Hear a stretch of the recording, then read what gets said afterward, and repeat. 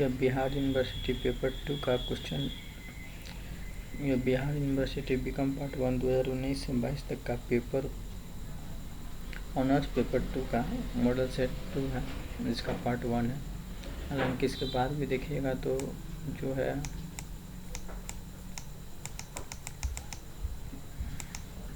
उसमें भी सेट 2 और पार्ट 1 ही दिया हुआ है, लेकिन ये बाद में दिया हुआ है, इसलिए इसको पार्ट 2 बोलेंगे तो ठीक रहेगा, कन्फ्यूजन कम होगा। अब चलिए क्वेश्चन पे आते हैं।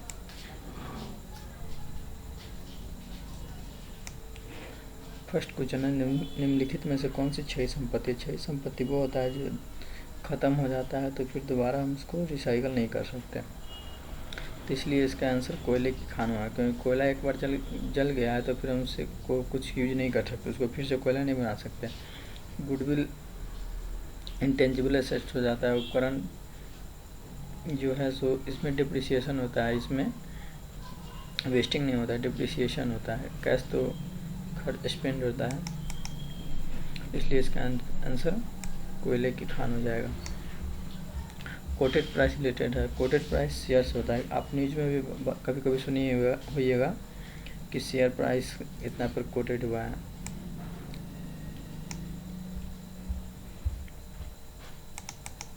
क्वेश्चन नंबर 3 है, निम्नलिखित में से कौन सी अस्थायी संपत्ति है? तो अस्थायी संपत्ति वो संपत्ति होती है जिसको 12 महीना या 1 साल के अंदर में रुपया में कन्वर्ट नहीं कर सकते, तो जैसे गुडविल है, इसलिए इसका आंसर गुडविल हो जाएगा।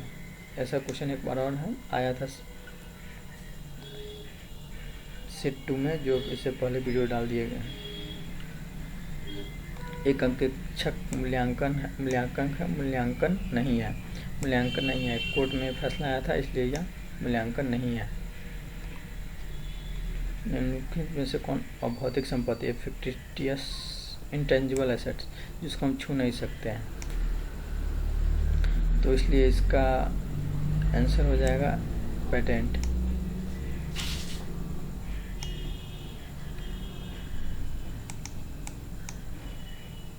कौन सी बनावटी संपत्ति है? बनावटी संपत्ति वो संपत्ति होता है जो मतलब खर्चा को कम करने, लॉस बैलेंस शीट को बराबर करने के लिए लॉस को जब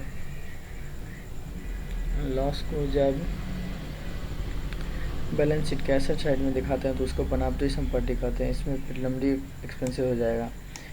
ख्याति हो गया फिक्स एसेट्स, उस तक कॉपीराइट हो गया फिक्स एसेट्स। प्रारंभिक व्यय हो जाएगा बनावटी फिक्टिशियस मतलब फेक। मूल्यांकन के उच्चतम मूल्य से पहले निर्गमन विधि का प्रयोग होता है। इसको हम कभी पढ़े हुए नहीं है, मेरे दिमाग में तो नहीं है, लेकिन इसको बाद में देखेंगे। नेक्स्ट क्वेश्चन ट्राई करते हैं। क्वेश्चन नंबर 8, लागत मूल्य या बाजार मूल्य में जो कम है, जैसे क्वेश्चन नंबर 8 है, उसमें AS3 के अनुसार स्टॉक जो है बाजार का मूल्य और जो लागत मूल्य होता है उसमें से जो कम होता है उस पर दिखाया जाता है, क्योंकि एक मटेरियलिटी कंसेप्ट है। उसके अनुसार जो संपत्ति मतलब हमको जो लॉस होने वाला है वो हम पहले लिख देते हैं, लेकिन जो फ़ायदा होने वाला है वो बाद में लिखेंगे। तो जो अगर लेस पे सेल करेंगे तब तो हमको घाटा होगा, इसलिए घाटा को पहले लिखना है, इसलिए इसका आंसर रहतिया या स्टॉक हो जाएगा। यहाँ पे रहतिया फिल कीजिएगा। जैसे क्वेश्चन नंबर 9 है, पार्षद सीमा नियम में परिवर्तन के लिए किसकी स्वीकृति लेना जरूरी है? तो इसमें केंद्र सरकार का हो जाएगा, क्योंकि शेयर होल्डर जब पास कर देता है तो एक ऑफिसर होता है, उसको बताना पड़ता है कि हम ये सब चेंज किए हैं, तो वो सेंट्रल गवर्नमेंट का ऑफिसर होता है, इसलिए उसको केंद्र सरकार कहते हैं। केंद्र सरकार का तात्पर्य ये नहीं हुआ कि खुद मोदी जी आएंगे चाहे कोई लीडर आएगा, उसका कोई ऑफिसर रहेगा जो ये करेगा। इस ऑफिसर को रीजनल डायरेक्टर बोलते हैं। टेबल ऐप संबंधित है एसोसिएशन।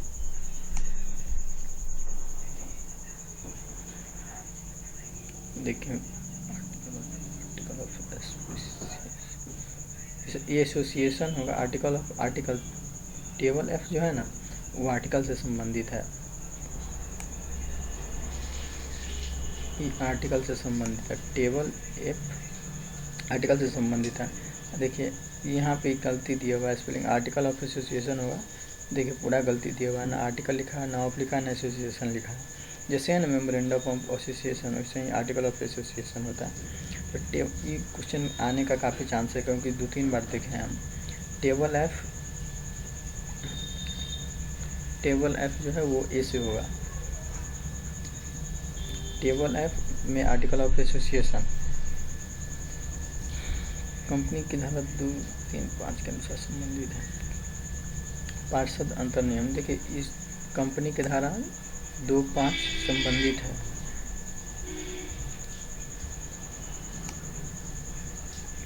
देखिए तो इसको तो सेक्शन नंबर है, इसको सेक्शन बोलते हैं और इसको सब सेक्शन बोलते हैं।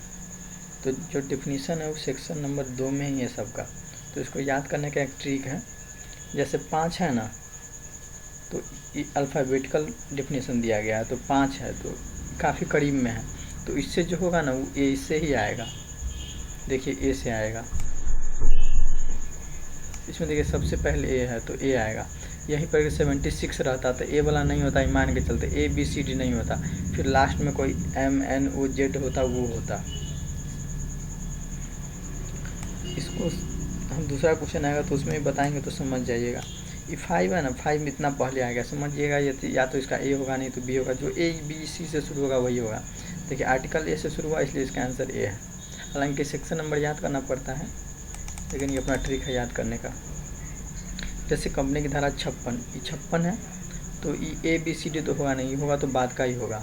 देखिए M का हो गया।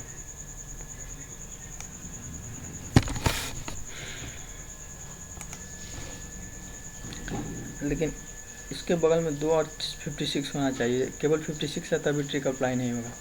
कंपनी की धारा 39 संबंधित है, प्रोस्पेक्टस हो जाएगा। और प्रोस्पेक्टस देखिए 23 से 23 से लेकर 42 तक प्रोस्पेक्टस से संबंधित है, लेकिन उस प्रोस्पेक्टस के अंदर में मिनिमम सब्सक्रिप्शन आ जाता है। इसको एक बार पढ़ लीजिएगा, याद होगा तो ठीक है, नहीं याद होगा तो कोई बात नहीं, क्योंकि इसको याद करना पड़ता है। और अगर यदि मान लीजिए आप 5 को इसमें से याद भी कर लीजिएगा तो ज़रूरी थोड़ी है कि यही 5 आएगा। जैसे कंपनी की धारा 270 है, 70 है मतलब ये बहुत बाद वाला आएगा, लेटर से शुरू होगा। देखिए 270 है ना, देखिएगा काफ़ी बाद वाला से शुरू होगा, ABCD तो होगा नहीं। इसका देखिए आंसर C हो गया। कंपनी की धारा 4 संबंधित है, पार्षद मेमोरेंडम ऑफ एसोसिएशन।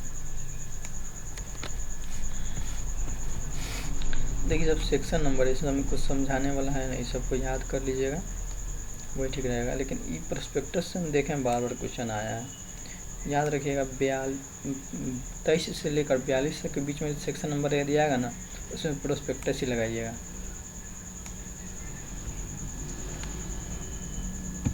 ये सब सेक्शन नंबर है तो ये सब का कुछ आंसर देख लीजिएगा, लेकिन ये सब को याद करने से भी कुछ होगा नहीं, क्योंकि याद कीजिएगा भी तो जरूरी थोड़ी है कि इसी 5 में से पूछेगा।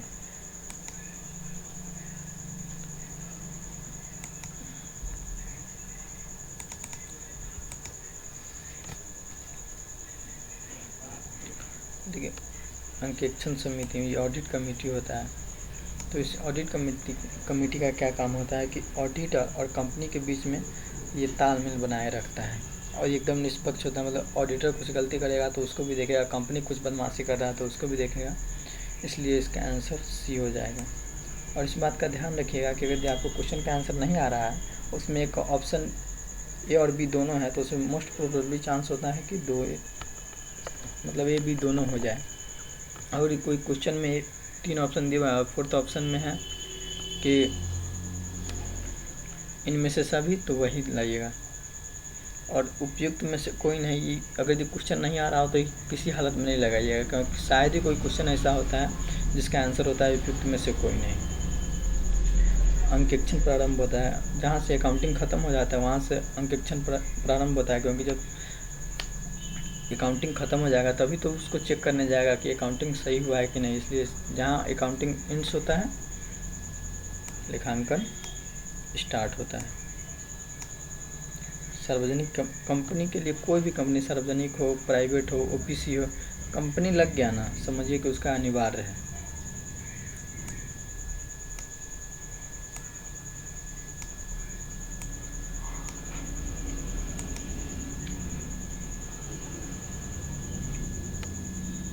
क्वेश्चन नंबर 29, निम्नलिखित में से कौन सा कार्य विभाजन के सिद्धांत पर आधारित है? आंतरिक नियंत्रण, आंतरिक अंकेक्षण, इंटरनल चेक। देखिए ये जो होगा ना इंटरनल कंट्रोल होगा, क्योंकि दो टाइप का होता है कार्य, इंटरनल चेक, एक्सटर्नल चेक, इसलिए यही होना चाहिए, but I am not sure about it. अंकेक्षण कार्यक्रम होना चाहिए।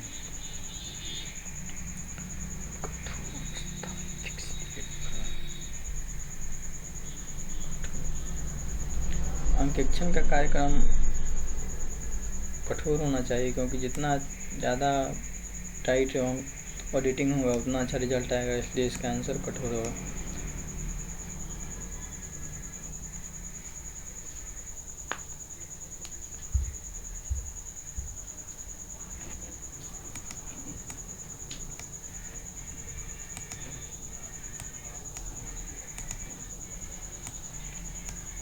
इसका आंसर इंटरनल ऑडिट होगा, क्योंकि अंकेक्षण की रीढ़ की हड्डी कैसे माना जाता है? सत्यापन, प्रमाणन, दोनों एक ही चीज़ का दो प्रकार है, या तो इसका आंसर होता तो दोनों होता, नहीं तो कोई नहीं होता। तो इसलिए इसका आंसर ये दोनों नहीं होगा, मूल्यांकन भी नहीं होगा, क्योंकि इसी सब का पार्ट है, लेकिन ये एकदम अलग है, इसलिए इसका आंसर ये हो जाएगा आंतरिक अंकेक्षण। ये क्वेश्चन पूछ सकता है। लागत और बाजार, इस सिमिलर क्वेश्चन है, ऊपर में भी आया था, तो सिमिलर क्वेश्चन आपको बार बार डिस्टर्ब कर सकता है, इसलिए इसको काट दीजिए। कंपनी में अंकेक्षण की नियुक्ति कौन करता है? देखिए करता तो है शेयर होल्डर, लेकिन पहले उसका नाम प्रपोज करता है डायरेक्टर। डायरेक्टर बोलता है कि इसको ऑडिटर बनाना चाहिए, तो शेयर होल्डर फिर इसको ओके करता है वोटिंग करके, फिर केंद्र सरकार को एक नोटिस देना पड़ता है कि हम इसको ऑडिटर नियुक्त किए हैं, तो इसलिए इसका आंसर इनमें से सभी हो जाएगा।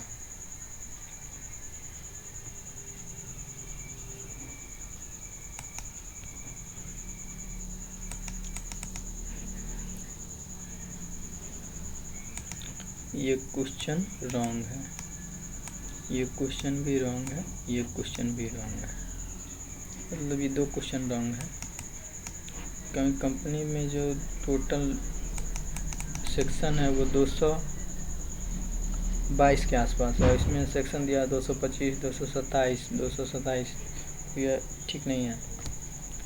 प्रबंध अंकेक्षण है अनिवार्य, मतलब ऐच्छिक है, इस सरकार के ऐसा नहीं है कि सरकार कंपलसरी किया हुआ है जो इसको करना ही करना है, कंपनी के ऊपर डिपेंड करता है। कंपनी चाहे तो अपने इंटरनल कंट्रोल एवं मैनेजमेंट के लिए करवा भी सकता है, तो इसलिए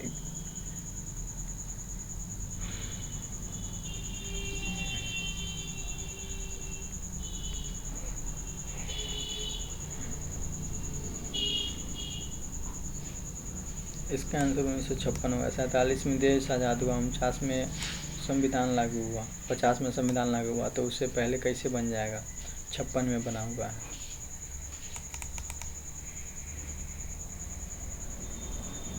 बैंकों के द्वारा अपनाने वाला अंकेक्षण है वार्षिक अंकेक्षण, यही होगा आंसर इसका। नैतिक जांच की जाती है सरकार द्वारा अंकेक्षण द्वारा संस्था के कर्मचारियों द्वारा। अब ऑडिटर का एक दिन का फ़ी होता है 5,000 10,000, जो घटिया ऑडिटर होता है उसका भी। अब अच्छा ऑडिटर का काफ़ी ज़्यादा फीस होता है, तो डेली जांच के लिए ऑडिटर को थोड़ी रख सकता है, तो इसलिए ऑडिटर नहीं होगा। सरकार डेली जांच करने कोई थोड़ी जाती है, इसलिए सरकार नहीं होगा। अगर सरकार डेली जांच करने जाए तो उसको डेली वो कर्मचारी देना पड़ेगा हर कंपनी में। अंशधारी पैसा लगाकर घूमता है कि वो जाएगा जाँच करने, इसलिए संस्था के कर्मचारी के द्वारा किया जाता है। मूल्यांकन एक अंग है सत्यापन का। सत्यापन में क्या होता है कि हम सत्यापन में याद कर लीजिएगा, सत्यापन संपत्ति एवं दायित्व जो रहता है उसका मूल्यांकन करते हैं कि हाँ ये सही दाम पे बैलेंस शीट में लिखाया है कि नहीं, कि ऊपर ज़्यादा कम ज़्यादा कर दिया है शेयर होल्डर को अट्रैक्ट करने के लिए, इसलिए इसका आंसर सत्यापन हो जाएगा।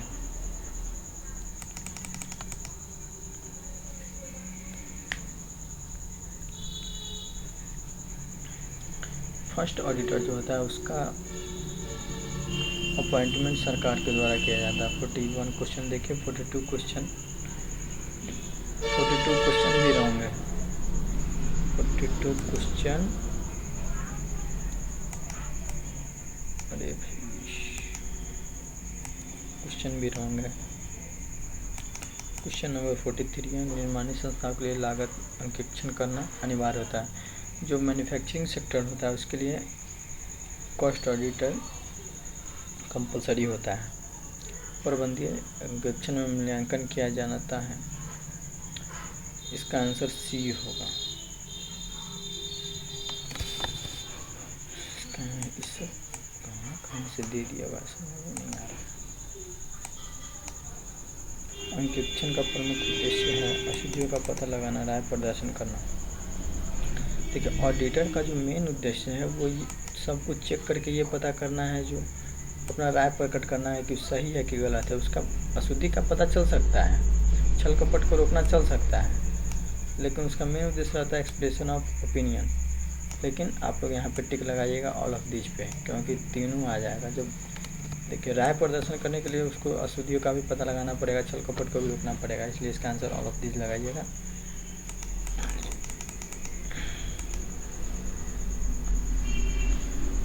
बुक बिल्डिंग, प्रमाणन किया जाता है आय व्यय को देखने के लिए, सत्यापन किया जाता है संपत्ति एवं दायित्व को चेक करने के लिए, और मूल्यांकन करता है संपत्ति एवं दायित्व ठीक से लिखा है कि नहीं उसके लिए। लेकिन बुक बिल्डिंग ऑडिट में कोई शब्द ही नहीं है, इसलिए इसका आंसर होगा बुक बिल्डिंग। अंकेक्षण से संबंधित नहीं है बुक बिल्डिंग। अंकेक्षण निम्नलिखित में से करना चाहिए, एक पेशेवर लेखाकार से, एक संघीय लेखाकार से। अंकेक्षण केवल चार्टर्ड अकाउंटेंट ही कर सकता है, दूसरा करेगा तो वैलिड ही नहीं होगा,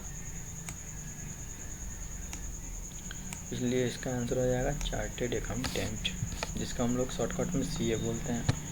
कंपनी के प्रथम अंकेक्षण की नियुक्ति करता है निदेश मंडल द्वारा, अभिकर्ता द्वारा, सभी के दो किसी के द्वारा, किसी नॉन ऑफ दिस हो जाएगा, क्योंकि शेयर होल्डर करता है, नहीं तो सरकार करता है, ये सब नहीं करता है।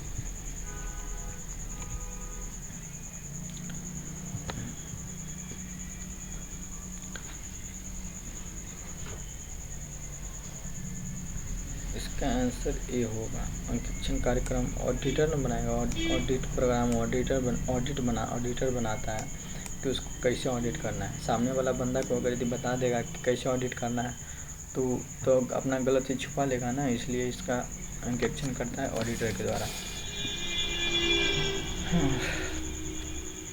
क्वेश्चन नंबर 15 जो है अकाउंट का क्वेश्चन है, इसमें घुसा दिए हुआ है, लेकिन इसमें पूछ सकता है। तो 60,000 रुपया था, एक्स को दिया लेकिन वाई के खाते में दिखाई दे दिया। तो भूल संबंधी त्रुटि होता है जो मतलब भूल जाते हैं हम लोग, लिख ही नहीं पाते हैं। अच्छा तो पूर्वक वो होता है जो लिखते तो हैं, मतलब एक से दूसरा का पूरा हो जाता है। और सैद्धांतिक त्रुटि मतलब जिसको नॉलेज नहीं था उस कारण से हो गया, लेकिन कलर संबंधी हो गया, नाम के कारण, एक्स वाई के कारण हो गया है, इसलिए इसका आंसर होगा बी कलर संबंधी त्रुटि।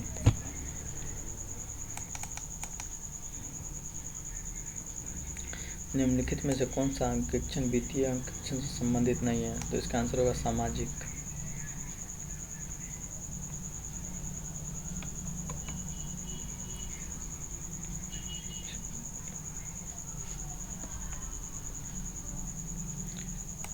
इंस्टीट्यूट ऑफ, जिस क्वेश्चन में रहेगा ना इंस्टीट्यूट चार्टर्ड अकाउंटेंट रहेगा, उसमें चार्टर्ड अकाउंटेंट आंसर लगा दीजिएगा, उसके सामने कोई नहीं टिकेगा। सीमित दायित्व वाली कंपनी में अंकेक्षण नियुक्त करने हेतु कौन उत्तरदायी होता है? देखिए सब मिलकर करता है। उत्तरदायी होता है सदस्य, इसलिए इसका आंसर सदस्य हो जाएगा। करता सब है लेकिन करना किसको है? तो सदस्य को।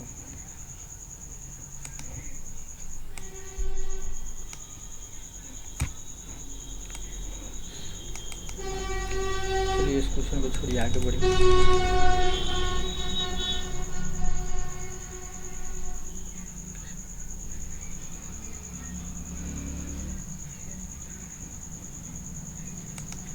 सतत मतलब कंटिन्यूअस ऑडिट उसके लिए ज़रूरी होता है जो मतलब मैन्युफैक्चरिंग सेक्टर है, मतलब बहुत बड़ा सेक्टर है। जैसे मान लीजिए पार्ले जी कंपनी हुई या हिंदुस्तान यूनिलीवर या बड़ी बड़ी बाबा राम पतंजलि कंपनी हुई, तो ये लोग काफ़ी मात्रा में प्रोडक्शन करता है, मैन्युफैक्चर करता है, तो इस सब को डेली ऑडिट कराना पड़ता है। नहीं तो इस सब का थोड़ा ऊपर नीचे होगा तो शेयर का प्राइस सीधे गिर जाएगा। परीक्षण जात नहीं अपना हम इसको लेकर श्योर नहीं है, इसको स्किप करते हैं। अभी मार दीजिएगा सी, जिसका नहीं आएगा उसको सी मार दीजिएगा। मोट परमाणु के भाव में तो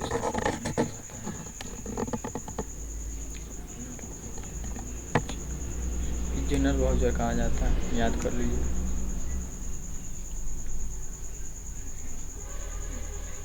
इसका आंसर ये होगा, हम बोले थे ना निम्नलिखित में से किन मामले में निर्णय देगा था कि अंकेक्षण मूल्यांकन नहीं है? टिप्टन कॉटन मिल्स लिमिटेड में ये अपना राय देता है। हम पहले ही बताया था कि वो अपना राय देता है, निर्णय नहीं देता है। देखता है, चेक करता है, अपना राय देता है कि सही है कि गलत है। वो निर्णय नहीं करता है। निर्णय करेगा कोर्ट, गलत किया है तो उसका निर्णय कोर्ट करता है। खातों को शुद्धता की गारंटी कैसे दे देगा? वो दे ही नहीं सकता है।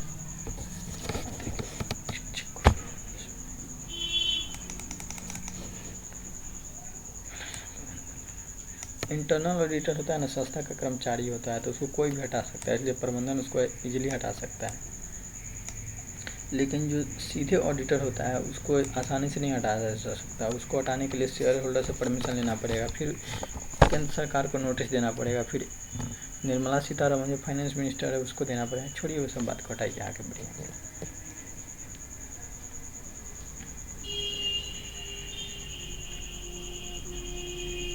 इसका आंसर सी होगा, बी होगा सॉरी। इसका आंसर बी होगा।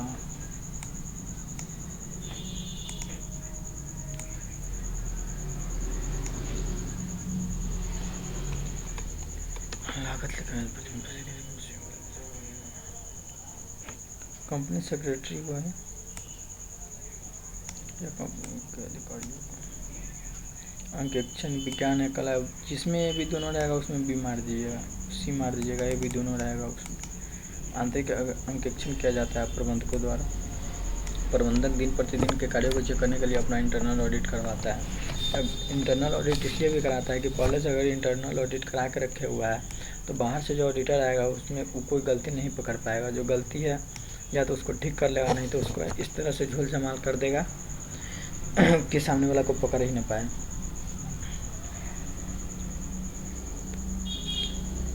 अंकेक्षण को कोई जोक नहीं है, इसमें रखवाली करने वाला कुत्ता कहा ही गया है। उस शेयर होल्डर के सरकार की तरफ से रखवाली करता है कि कंपनी में सब कुछ सही है ना। सिमिलर क्वेश्चन है, इसको काटिए। सिमिलर क्वेश्चन को इसलिए काट देते हैं कि आपका टाइम कंज्यूम नहीं हो। सेम क्वेश्चन यही था ऊपर में।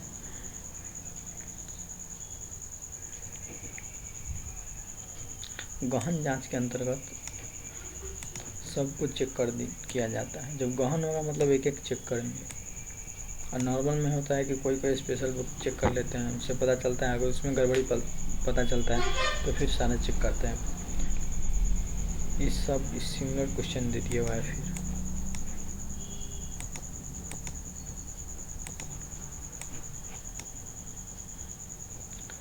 TTS ये भी सिमिलर क्वेश्चन दिया हुआ है।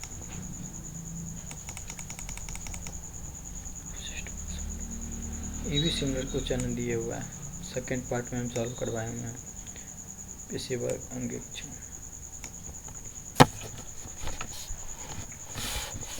चार्टर्ड अकाउंटेंट जो होता है प्रोफेशनल होता है। क्वेश्चन नंबर 17 इतना हम सॉल्व किया 70 को